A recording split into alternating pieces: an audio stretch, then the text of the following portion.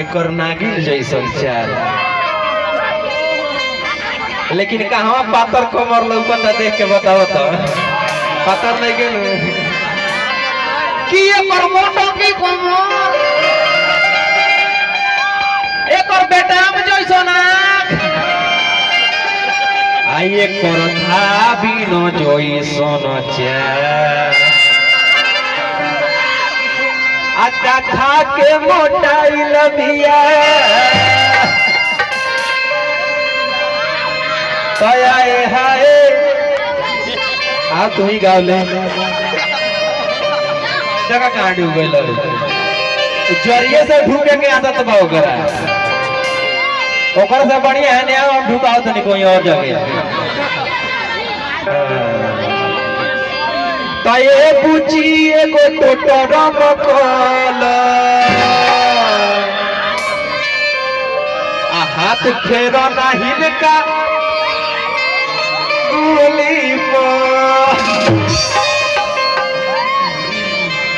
ए पूछी एगो टोटरम कल हाथ फेर हौ साउंडल भैया के गुली पर ये गुली सुनने लगता नहीं के हम जानता नहीं और कौन साला मंत्र मार दिहली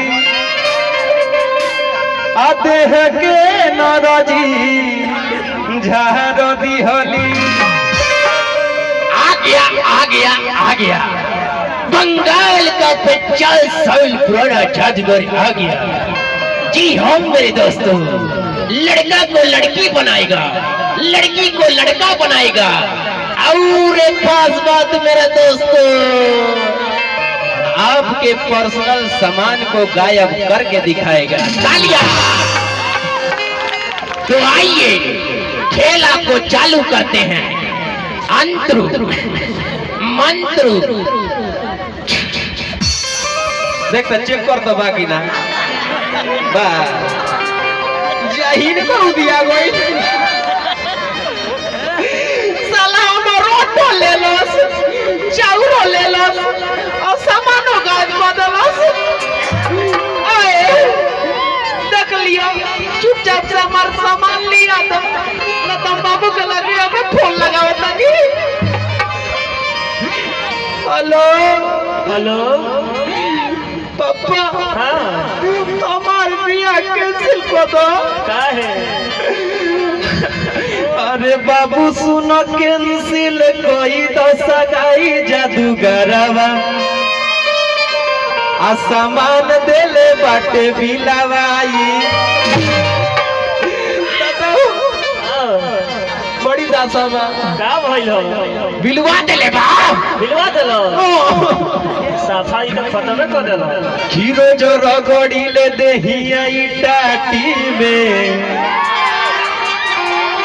अबरदास न होला जबराती में।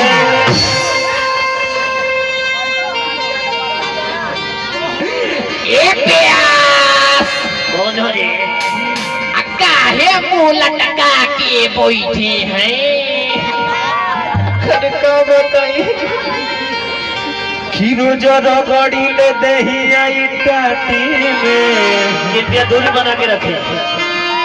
तनको तो सुख तो सटे दे कोरोना के टाइम बा बाबू। अबरदास न होला जबराती में। अरे माही रे जमाई तोरा बेचता फुलावाना पकड़ा लेके छौड़ी के राउटी में ढूक अब पकड़ा है छौड़ी के रे ले जा कि ओम तारा रा रा रा रा रा रा रा रा अदारा पकड़ा है छौड़ी के राउटी में ढूक पकड़ा लेके छौड़ी के इतना फिर के बा बाबू रे आजा सब के मूड वैसा के बा ना सब ढुकाई का मजा मार लो।